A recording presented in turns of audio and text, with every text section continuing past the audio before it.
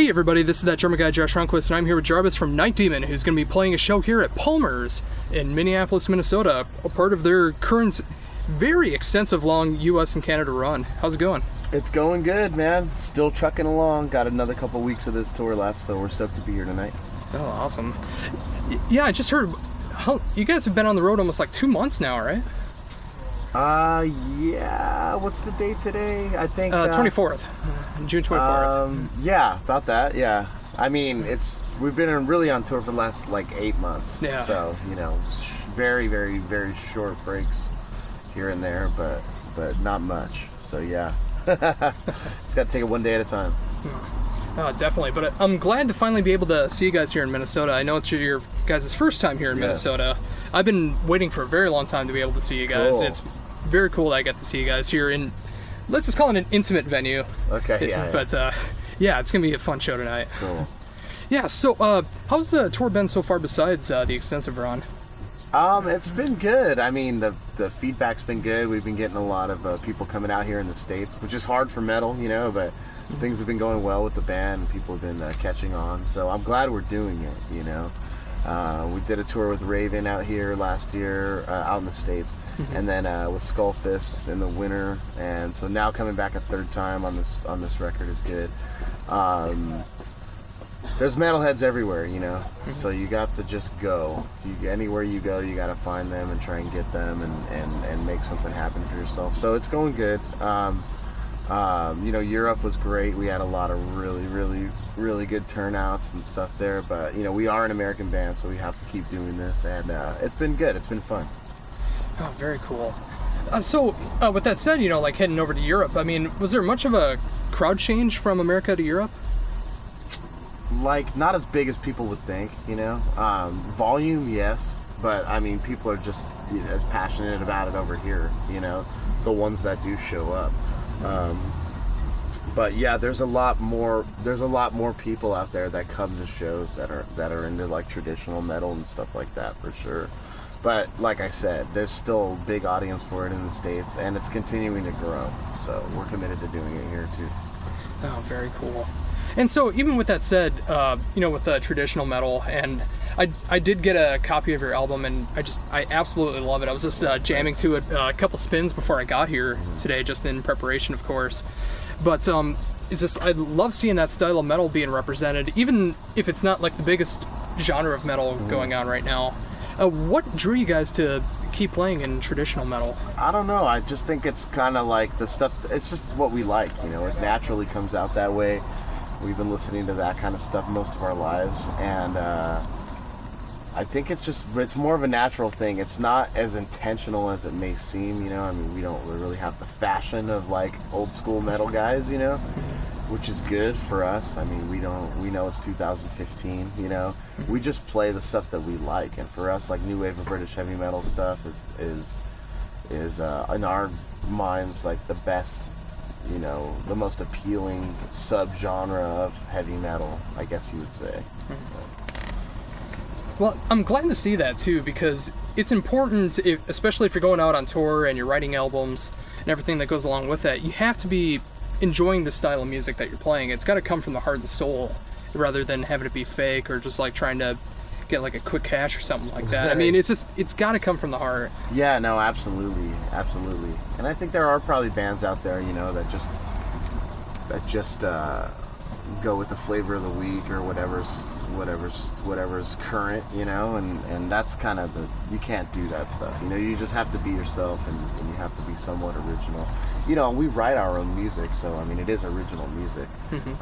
It's just heavily influenced by stuff that's from the past, which we have no problem with that at all. And whatever people want to label us as, and whatever people see us as is totally fine. We don't label ourselves, but we're not above being labeled by anything, really. And I've always thought, it's better to, if you're gonna take influence or copy, I don't want to use the word copy, but it's better to be influenced by the originators instead of what's happening today, because I mean, you don't want to date yourself to any time period, really, but when you're playing a newer style, that you haven't really created yourself, it's kind of hard to not be pigeonholed into what's happening now, and it's hard to look forward to the future if you're doing a trendy kind of style, you know. Yeah, I mean, it just like you said, I mean, it's better to be inspired by the music that's actually stood this test of time rather than the music that may not even stand the test of time. Yeah, absolutely. I mean, we just do what we like, you know. I mean, I have nothing against anything else, really. I mean, I think people need to listen to whatever they want, you know. And I think metal's good because it has a lot of different genres, the subgenres within it, you know. Not many other styles of music have that, you know.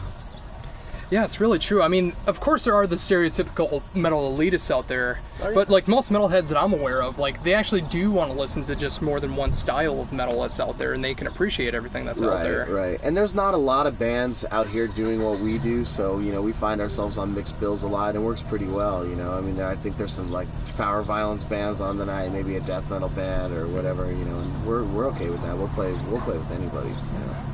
Yeah, you guys just did that last night, right? Yeah, we had a couple death metal bands last night, a few, but it worked. You know, it worked. We stood out, that's for sure. You know.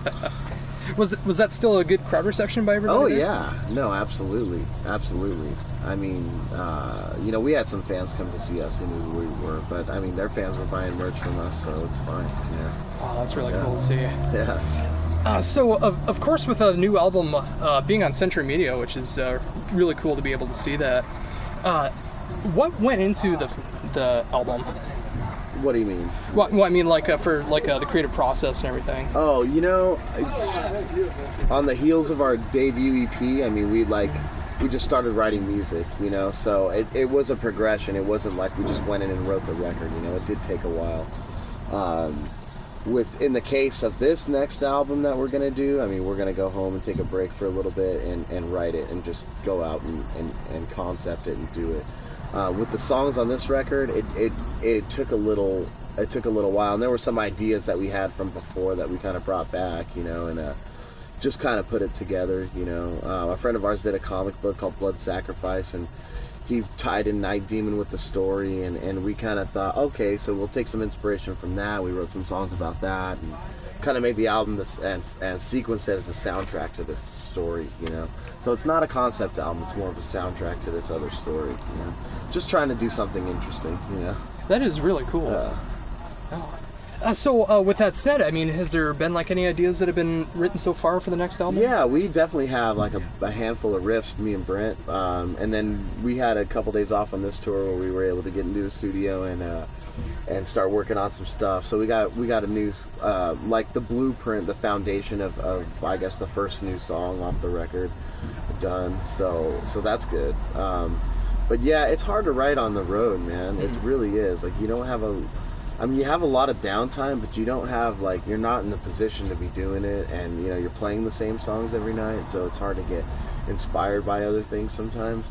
But you know, like I said, we've been on the road for so long that you know going home will be a nice. It'll be refreshing, and we'll be able to get back into the jam space and see what we can come up with.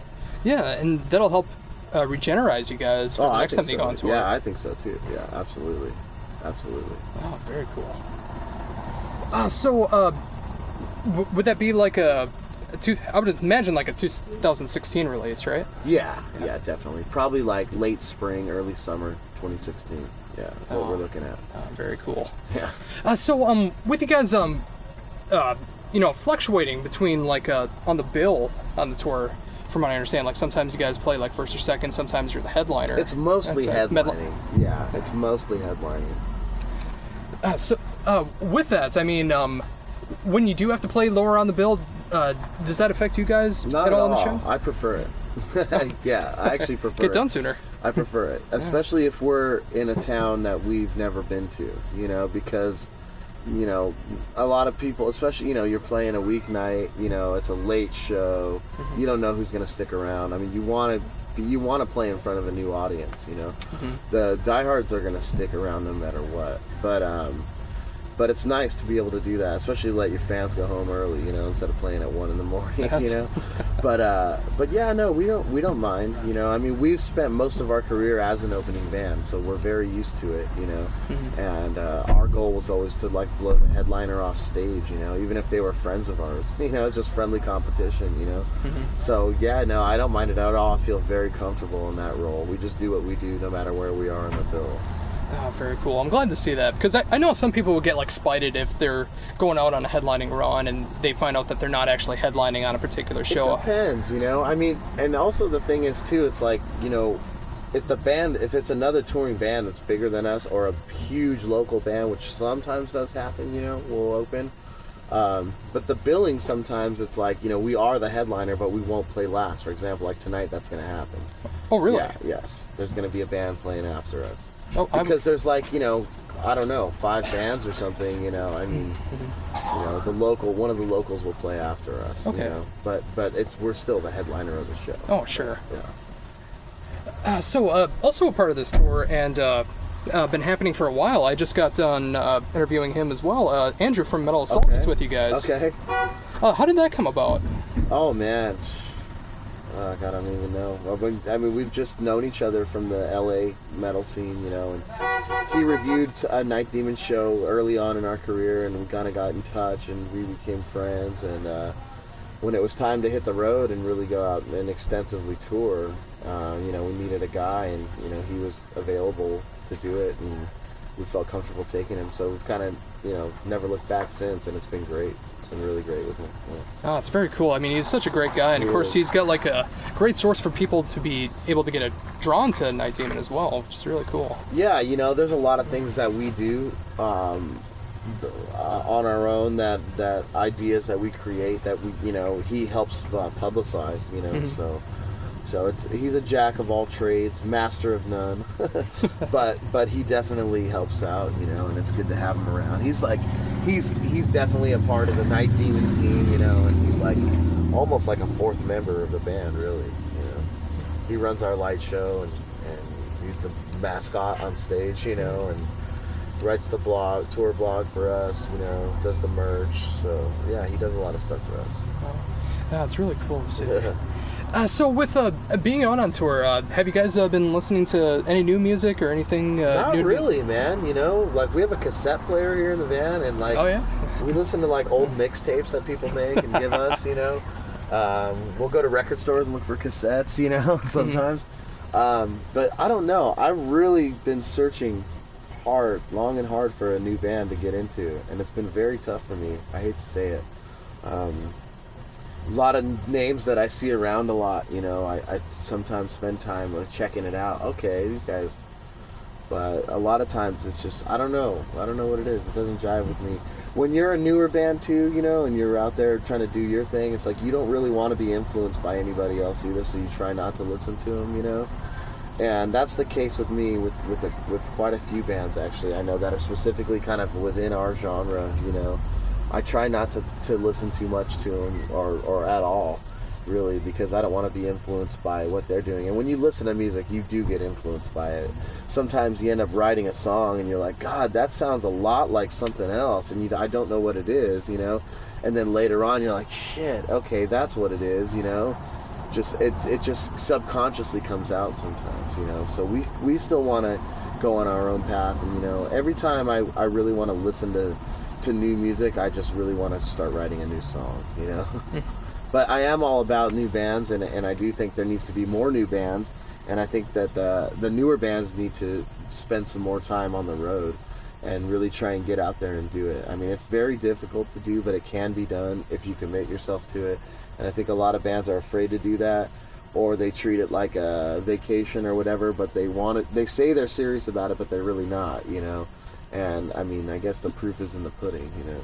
It's really true. I mean, I always hear about like bands like taking like vacation days off work to be able to go tour. Well, they have, some bands have to, you know. I mean, some bands have to. They have jobs and they have, you know, this kind of thing. But it's like, if you really want to be successful at it, and it's not just a hobby for you, I mean, you just have to make it your job. I mean, that's just how it is. You know, you have to put everything into it in order to get to those levels, you know, where you can kind of support yourself and financially and stuff like that. And even then, that's not guaranteed, you know, but you have to give it a shot, you know.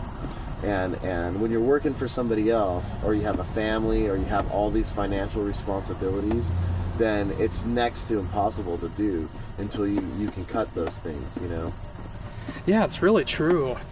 I mean, just like with work and family and responsibilities like that, I mean, unless they're backing you 100% in pursuing a career in touring music, it is so hard to be able to pull that off. That's why it's so cool to be able to see that you guys have been touring as long as you have, like at least 3/4 of the year so far. I mean, and like opening for such great bands too. Man. It's a lot, to be honest with you. It's a lot. And I think some of my guys are a little burned out, you know? But, I mean, that's no reflection on the shows. You know, the shows, once we get up on stage, everything's all fine, you know? But, you know, the other 23 hours of the day and all the travel, you know, and the hurry up and wait, you know, it's like, I want to go see Minneapolis, you know, but we're just sitting here waiting for something to happen, you know? Like, so it does get tough, you know, the sleep schedules, you know, sometimes the places that you do have to sleep, you know? You know, we don't get hotels every night, and a reason of that is, you know, it's like we want to be able to make some money to put back into the band, or you know, to live when we go home, you know, so that you have to factor all that in, you know. And I'm not complaining about it either. I mean, it's a great thing to be able to do, you know, and you live through it, and it's no big deal, but it does wear on you, you know, like mentally sometimes, you know, just the grind of it. But I just, you know, I'm going to try and turn that into some inspiration for some new music. I mean, you know, really. And it's funny because, you know, we'll be in other countries, or we'll be on support tours, and like sometimes the conditions are even better, you know, or like you have another band that you're touring with that you become friends with, and it's like, it's cool because you have other people to hang out with on a nice nightly basis. And, you know, tour packages are cool because you're all in it together, you know. But, you know, in the situation of the headlining tour, it's like every single night is a completely different situation, and that is cool in a way.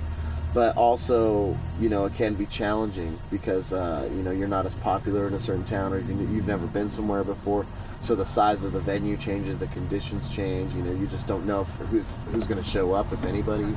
But we still put on the best show we can, and, you know, we have some production value to our show, and we go in and kick ass every night, and we turn fans every night. And that's the thing. If we were sucking, if things weren't happening, and you know, you can tell right away. Like if people aren't catching on to what you're doing, then I don't think we would be out here wasting our time. You know, I think it's something that's necessary that we have to do, and it's a building block to the future of what we really want to do. You know. But with that said, I mean, it's definitely nice to be able to go out and tour and to do it on your own. Because, like I said, a lot of people either can't or won't make the sacrifice to do it.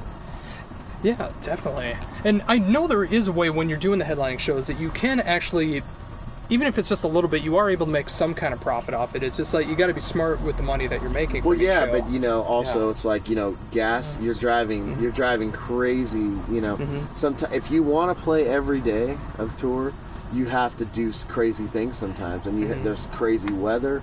There's long drives. You know, you have to feed everybody. You have to spend money on gas. Sometimes it's just a wash. You know, sometimes it's a door deal where, hey, I don't know what's going to happen tonight. You know.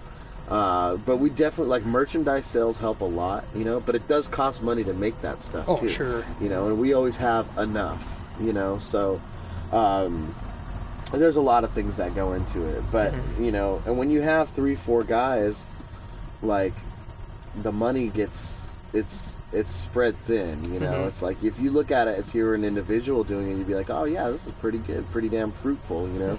But when you have to spread that out, and then you also have to put, you know, like, maintenance into the band, you know, there's always stuff to pay for, always, you know, then it could be something, you know, and we, like, what a lot of people like about coming to our shows is that our merch is like, is priced well. Our merch is priced low for people to be able to have it, you know.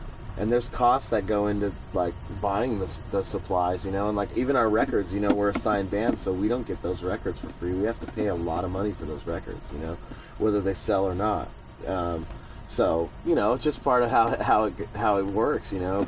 But we're always communicating about it and talking about it and running it like a business too. So we're always making adjustments, you know. Yeah, it's definitely the way to do it. I mean, whether it's like a van breaking down or paying for new merchandise or whatever the situation is, I mean, you never know what's going to be happening on tour. Never. But you got to keep it rolling. You know, you have to continue. You can't quit. You can't give up. You know?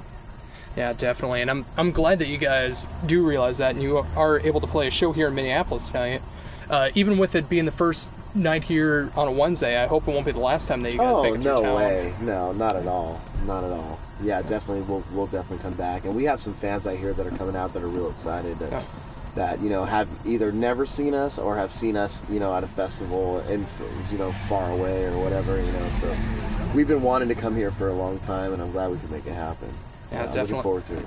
Yeah, I'm definitely one of those people. It's like once I first found out about you guys, it's like I have to see these guys. Cool. And I was even considering coming down in the beginning of the year when you were going on tour with Elm Street and Skullfist. Like, I was really considering it, but it was starting to snow here in the blizzard, and it's just like, I just don't want to risk it just in case I get into an accident or something. Yeah, that was a crazy tour for us. The driving was really, really crazy, you know. But we had to make that happen too, so yeah.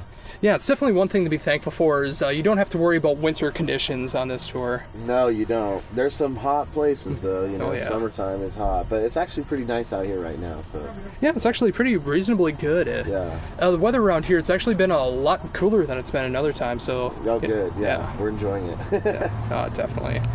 Just to wrap things up here again, thank you for taking the time to do this interview. My pleasure. Again, I keep saying it, but it's true. I'm such a huge fan of you guys. I'm so excited to be able to see you guys in such an intimate place, putting on a great show tonight. Oh, yeah, we'll put on a big show in a small place tonight. I guarantee you that. Yeah. Oh, very cool. Yeah. Before we wrap things up, is there anything else that you'd like to bring up that I haven't brought up yet? New record is called Curse of the Damned. You can go pick that up anywhere, really, you know. We visit a lot of stores on tour, and if they don't have it, we sell it to them, you know, so people can get it. But yeah, it's available everywhere, you know. Just, I don't even need to mention them all. If you want to find the record, you can get it. It's Curse of the Damned. Yeah, and it's a fantastic album. I'm glad to see that you guys are working with Century Media. Once I started doing interviews with bands, they were the first label to get behind me to help me out, start doing interviews and stuff like that. So I've had a good working relationship with them for about 4 years now. That's good. Yeah, I mean, we told them, you know, we'll do anything. Yeah, any interview, it doesn't matter. I mean, we're happy to do it, you know. Oh, very cool. Well, once again, thank you for taking the time to do this, and it's going to be a hell of a show tonight. Yeah, my pleasure. Thanks a lot. No problem. Once again, that was Jarvis from Night Demon, and of course, check out the new album through Century Media Records. This is that German guy, Josh Runquist. Thank you.